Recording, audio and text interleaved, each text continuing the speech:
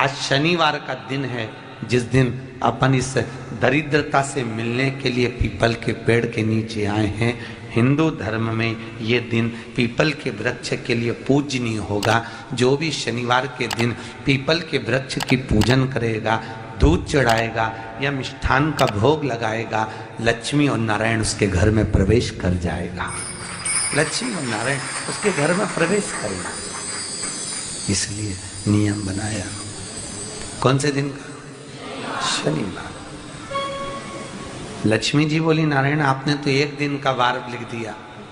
शंकर जी ने 7 वार बनाए हैं, रविवार, सोमवार, मंगल, बुध, गुरु, शुक्र और शनि। ये शिव जी ने बनाया। अब एक दिन आपने अपना बना लिया, बाकी के दिन अगर कोई इस पीपल के वृक्ष के नीचे आएगा और यहाँ तो दरिद्रता बैठी है, तो उसका क्या होगा? भगवान नारायण बोले, सुन दरिद्रता, तेरे से एक विनती है, अगर कोई भी मनुष्य इस पीपल के पेड़ के नीचे अगर 7 दिन में आता है और उसके हाथ में अगर कोई सामग्री होती है तो तू उसके घर में प्रवेश नहीं करेगी। नियम है पीपल के वृक्ष का, या तो पानी का लोटा लेकर जाओ, कुंकू का चोपड़ा लेकर जाओ, शक्कर लेकर जाओ, या पेड़ के नीचे चींटी को डालने के लिए आटा ले जाओ, पर खाली हाथ पीपल के वृक्ष के नीचे कभी मत जाओ, कभी नहीं जाओ। खाली हाथ जाओगे तो दरिद्रता तुम्हारे घर में प्रवेश करेगी। दरिद्रता उठकर खड़ी होकर बोली, नारायण तुमने अपनी मनमानी करी है, एक दिन मुझे भी मेरा चाहिए। भगवान ने कहा, बोल कौन सा दिन चाहिए? दरिद्रता कहती है, रविवार के दिन इस पीपल के वृक्ष के नीचे मैं दिन भर नृत्य करूं, इसमें रहूं, और जो यहाँ आए रविवार को मैं उसके घर में प्रवेश करूं। भगवान ने कहा, ठीक है। दरिद्रता, रविवार का दिन एक ऐसा दिन रहेगा जिस दिन तू इस पीपल के वृक्ष के नीचे नृत्य करेगी, और जो आएगा इस पीपल के वृक्ष के नीचे तो उसके साथ प्रवेश करेगी। मैंने तुझे वर दिया। इसलिए हमारे यहाँ केवल पीपल का वृक्ष अगर दीवार में भी लग जाता है ना, किसी की फैक्ट्री की दीवार में, किसी के घर की दीवार में पीपल का वृक्ष अगर लग जाता है, पीपल का पौधा लग जाता है, उसको कितना भी तोड़ लो वो वापस लग जाएगा। फिर तोड़ोगे फिर लग जाएगा। अगर पीपल के पौधे को तोड़ना है तो केवल रविवार का दिन एक नींबू, एक मिर्ची और बमूल का कांटा, ये 3 चीजें रखने के बाद में आधे घंटे बाद रविवार के दिन पीपल के पेड़ को उखाड़ कर फेंक दो। दूसरी बार कभी पीपल दीवार में लगता ही नहीं, कभी नहीं लग सकता। केवल एक रविवार का, केवल एक संडे, इतवार का। घर में दीवारों पर अगर पीपल लग भी गया है, इसलिए पीपल के वृक्ष को उखाड़ने का, अगर घर में पीपल लगा हुआ है या पीपल का पौधा हमारे घर में लग गया, उसको उतारना, निकालना, लगाना, तो पीपल के वृक्ष को अगर निकाला जाता है तो रविवार के दिन, और अगर पीपल के वृक्ष को कहीं लगाया जाता है तो सोमवार के दिन या मंगलवार के दिन, बुधवार के दिन, इन दिनों में लगा सकते पीपल के वृक्ष कहीं लगाना। शनिवार का दिन एक ऐसा दिन होता है जिस दिन पीपल के वृक्ष को कहीं जाकर लगाया नहीं जाता, क्योंकि शनिवार के दिन पीपल के वृक्ष के नीचे लक्ष्मी रहती है। हम अपने हाथों से अगर पीपल का वृक्ष किसी दूसरी जगह पर शनिवार को रोपित करते हैं तो हमारे घर की लक्ष्मी अपने घर से छिन्न होकर चली जाती है। इसलिए शनिवार के दिन पीपल लगाया नहीं जाता, किसी के घर जाकर उसको वापस पलटा नहीं जाता। लग गया उसको डाल। प्रभु मेरी धर्म पत्नी को कहाँ रखूं आप बताओ? वो तो जहाँ यज्ञ होता है, अनुष्ठान होता है, दान होता है, पुण्य होता है, सत्कर्म होता है, वहां जाने को तैयार नहीं। अब करूं क्या? भगवान ने बोला, एक काम करो। दुर्वासा जी बोले, जिसके यहाँ रात्रि में बर्तन झूठे पड़े रहते हो उसके घर में इस दरिद्रता को लेकर तुम प्रवेश कर जाना। जिसके यहाँ रात्रि में बर्तन झूठे पड़े हो वहां लेकर प्रवेश कर जाओ। दूसरी जगह दुर्वासा जी बोले, जो स्त्री घर में दोपहर के समय पर सो रही हो उसके घर में इसको लेकर प्रवेश कर जाइए। जो स्त्री दोपहर के समय में घर पर सो रही हो, इस दरिद्रता को लेकर प्रवेश कर जाइए। तीसरा, जिसके यहाँ पर दरवाजे पर कांटे वाले पौधे लगे हों उस घर में इस दरिद्रता को लेकर प्रवेश कर जाइए। दरिद्रता, कितनी सुंदर बात कही है। दाता और विधाता, कौन कौन? दाता और विधाता। लक्ष्मी और दरिद्रता के सगे भाई हैं। कौन कौन? दाता और विधाता। दाता को फिटकरी प्रिय है, विधाता को नमक प्रिय है। ये दोनों हमेशा लक्ष्मी को और दरिद्रता को दोनों को समझाते थे, दोनों में प्रेम बढ़ाते थे।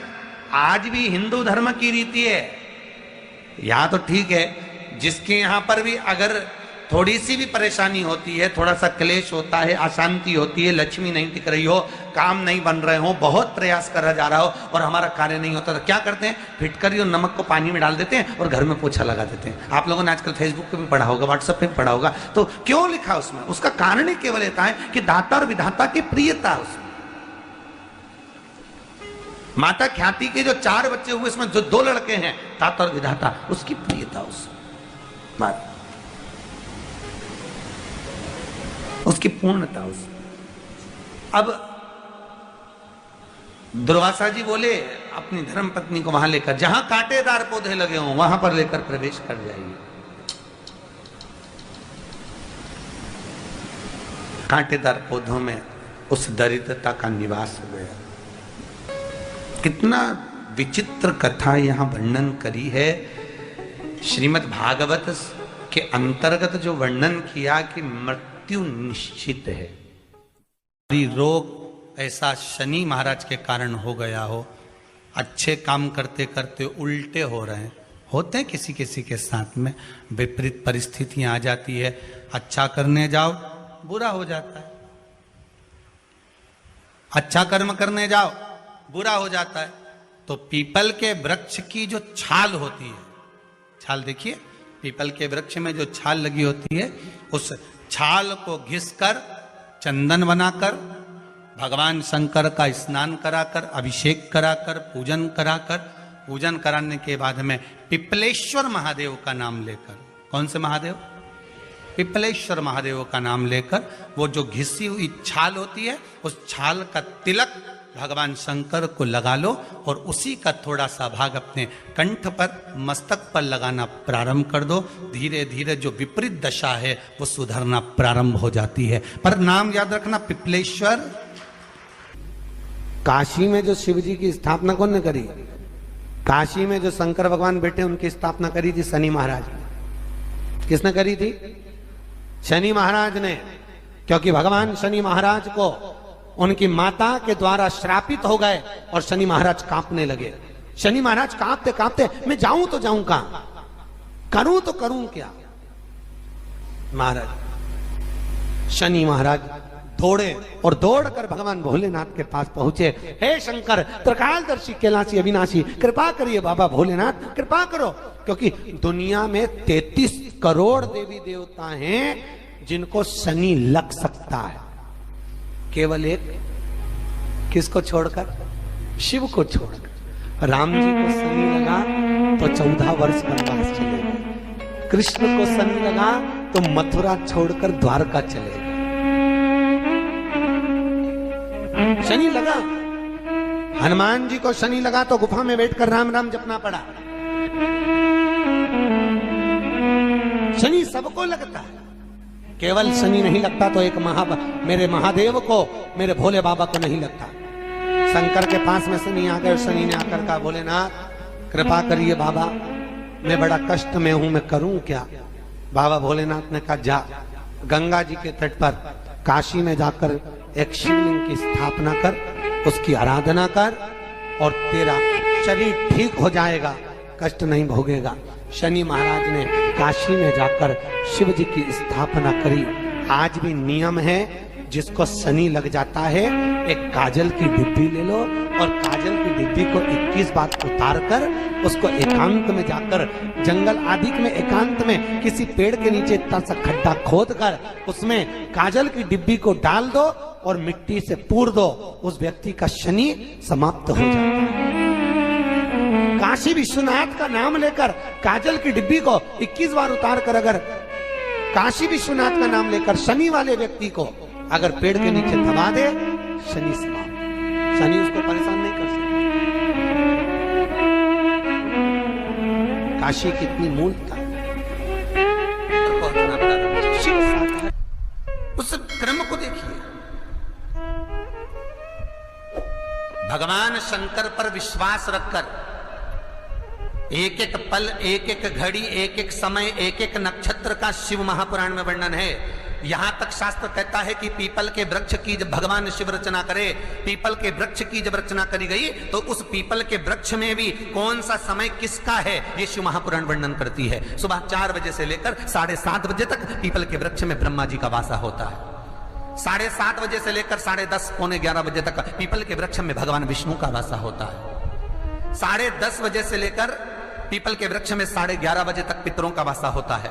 11:30 बजे से लेकर 12:30 बजे तक पीपल के वृक्ष में आहूतों का वासा होता है। 12:30 बजे से लेकर शाम को 4 बजे तक पीपल के वृक्ष में वासुकों का वासा होता है। 4 बजे से लेकर शाम को 7:30 बजे तक पीपल के वृक्ष में शंकर का वासा होता है। 7:30 बजे से लेकर 9:30 बजे तक पीपल के वृक्ष में कुबेर का वासा होता है। 9:30 बजे से लेकर फिर कुबेर के वृक्ष में अन्य देवों का वासा चालू हो जाता है। इसलिए हमारा हिंदू धर्म कहता है, हमारे शास्त्र कहते हैं कि पीपल के वृक्ष को जब पूजा जाता है, पीपल के वृक्ष की जब पूजन करी जाती है तो सुबह 10:30, 11, ज्यादा से ज्यादा 11:30, ज्यादा से ज्यादा 12, उसके पहले पीपल के वृक्ष की पूजन कर लेना चाहिए। रात को कुबेर का वासा होता है, इसलिए पीपल के वृक्ष में दीपावली के दिन रात्रि को 8:30 बजे से लेकर 9:30 बजे के बीच में जो पीपल के वृक्ष के नीचे घी का दिया लगाता है, उसके घर में कभी संपदा की कमी नहीं आती है, क्योंकि कुबेर स्वयं विराजमान होता है पीपल के वृक्ष के नीचे। क्यों? क्योंकि 11:30 बजे से लेकर 12:30 बजे तक पीपल के वृक्ष में पितरों का वासा रहता है, आहूतों का वासा रहता है, फिर वासुकों का वासा आता है। पितृ किसको कहते हैं? महाराज जो पूरी उम्र लेकर चले गए और उनके भीतर अभिलाषाएं बहुत थी, मैं ये भी करना चाहता हूं, मैं ये भी करना चाहता हूं, वो पितृ हो जाते हैं। आहूत किसको कहते हैं?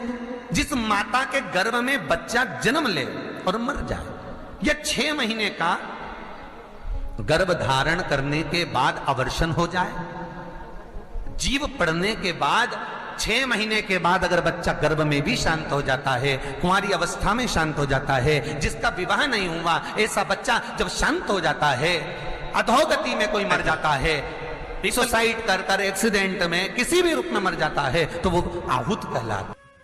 शनिवार के दिन जो पीपल के वृक्ष में सरसों के तेल का दीप लगाता है, उसको शनि कभी परेशान नहीं करता। एक बात हमेशा ध्यान रखिएगा, मान लो अगर कोई भारी रोग ऐसा शनि महाराज के कारण हो गया हो, अच्छे काम करते करते उल्टे हो रहे हैं, होते हैं किसी किसी के साथ में, विपरीत परिस्थितियां आ जाती है, अच्छा करने जाओ बुरा हो जाता है, अच्छा कर्म करने जाओ बुरा हो जाता है। तो पीपल के वृक्ष की जो छाल होती है, छाल देखिए, पीपल के वृक्ष में जो छाल लगी होती है, उस छाल को घिसकर चंदन बनाकर भगवान शंकर का स्नान कराकर, अभिषेक कराकर, पूजन कराने के बाद में पिपलेश्वर महादेव का नाम लेकर, कौन से महादेव? पिपलेश्वर महादेव का नाम लेकर वो जो घिसी हुई छाल होती है, उस छाल का तिलक भगवान शंकर को लगा लो और उसी का थोड़ा सा भाग अपने कंठ पर, मस्तक पर लगाना प्रारंभ कर दो। धीरे धीरे जो विपरीत दशा है वो सुधरना प्रारंभ हो जाती है। पर नाम याद रखना, पिपलेश्वर।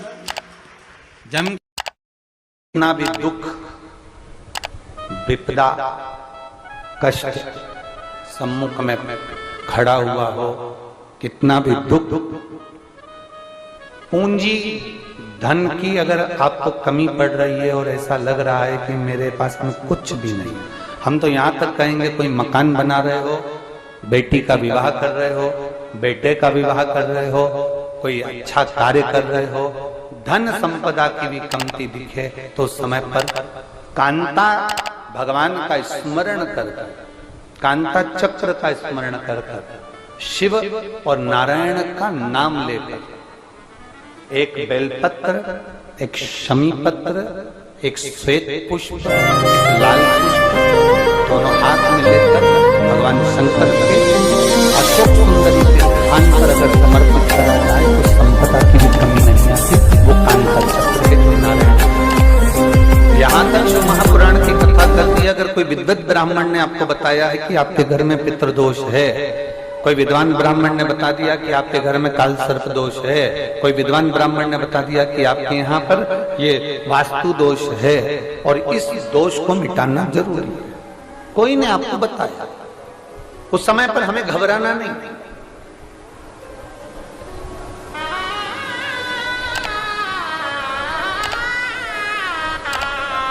उस समय में घबराने का क्रम नहीं है। कहते हैं पीपल का जो जल झड़ता है पीपल के वृक्ष से, आप लोगों ने कभी देखा है कि नहीं देखा, वो हमको नहीं मालूम।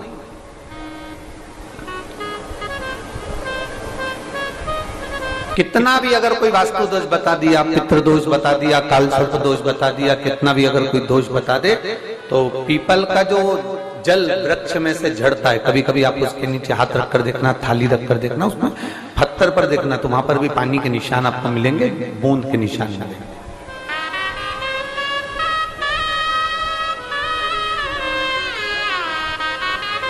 मात्र उस पीपल के वृक्ष के जल की एक बिंदी, एकमात्र बिंदी, शंकर भगवान का जो शिवलिंग है, जलाधारी है, चरण है, गणेश कार्तिकेय का स्थान है, अशोक सुंदरी का स्थान है, और प्रत्येक जलाधारी में से पानी बीच में से आकर नीचे की ओर गिरता है, नीचे की ओर गिरता है। आप लोगों के स्मरण में हमने पहले भी बताया कि राइट में किसका स्थान है, गणेश जी का, लेफ्ट में कार्तिकेय, बीच में अशोक सुंदरी। ये क्या है, पार्वती जी का हस्त कमल शिवलिंग, और ऊपर से जो जल एक एक बूंद शंकर जी के शिवलिंग पर गिर रहा है, वो शंकर जी की 5 लड़कियां, जया, विषहरा, शामलीवारी, दौतली और देव, शंकर जी की 5 लड़कियों, एक एक बूंद पानी शिव जी पर गिरा रहा है। जहां जल नीचे गिरता है उस स्थान से जहां तक जल बहकर जा रहा है, उस स्थान तक 33 कोटि देवताओं का स्थान, 33 कोटि देवताओं का स्थान। अब जहां पानी आया, जहां नीचे गिरा, उसके बीच में जो स्थान होता है, आप लोगों ने देखा है कि नहीं देखा? जिनने देखा है जरा हाथ उठाओ। ये पानी जैसे यहां तक आया और यहां के बाद नीचे गिरेगा, तब वो नाली के माध्यम से बाहर जाएगा। तो जितनी दूर यहां से वो नीचे की ओर जो गिर रहा है, यहां से वो नीचे की ओर जो पानी जा रहा है, ये जो स्थान होता है, ये हमारे 3 दोषों को निवारण तुरंत कर देता है। एक हमारा पितृ दोष, एक हमारा काल सर्प दोष, और एक हमारा वास्तु दोष का निवारण ये तुरंत करता है। और ये तो हमने केवल आपको शिव महापुराण के माध्यम से बताया कि ये 3 दोष का निवारण कर देता है, पर यदि कभी आप ध्यान से लिंग पुराण को पढ़ेंगे, आप यदि लिंग पुराण को पढ़ेंगे और गीता प्रेस गोरखपुर की लिंग पुराण को लाकर यदि आप पढ़ते हैं, या गीता प्रेस गोरखपुर की शिव अंक को भी आप अगर पढ़ेंगे,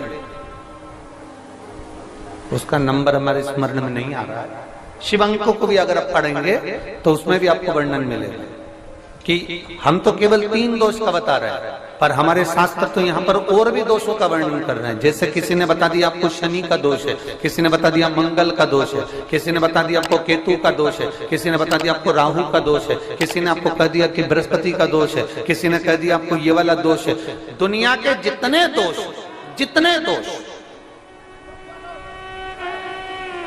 पीपल के वृक्ष के झड़ता हुआ जल की एक बूंद का स्पर्श, भले वो सूख गई हो, उसका एक स्पर्श मात्र जहां पानी नीचे की ओर गिर रहा है, उतनी परिधि, उतनी जगह के बीच में जहां से पानी गिरता है, बस उस स्थान पर अगर वो उंगली अपना नाम और गोत्र का स्मरण कर कर भी लगा दी जाए और एक लोटा जल चढ़ा दिया जाए, तो ये जितने दुनिया के दोष हैं वो अपने आप समाप्त हो ही जाते हैं। शंकर की भक्ति का है मूल में